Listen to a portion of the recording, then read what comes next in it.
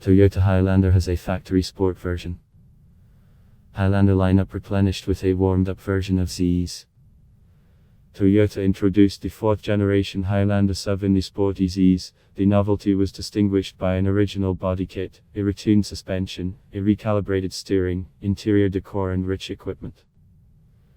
You can recognize the Toyota Highlander Z's from the outside by the design of front bumper with a massive air intake and a different configuration of the radiator grille, new side skirts, a muffler, an anti-chrome package and 20-inch two-color wheels.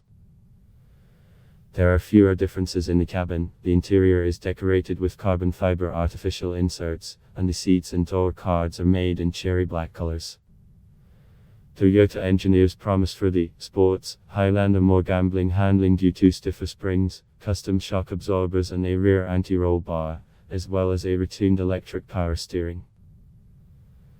The rest of the equipment has not changed. A bunch of 299 horsepower, liter gasoline V and an 8-band automatic has no alternative. Z's crossover can be ordered with front wheel or all-wheel drive.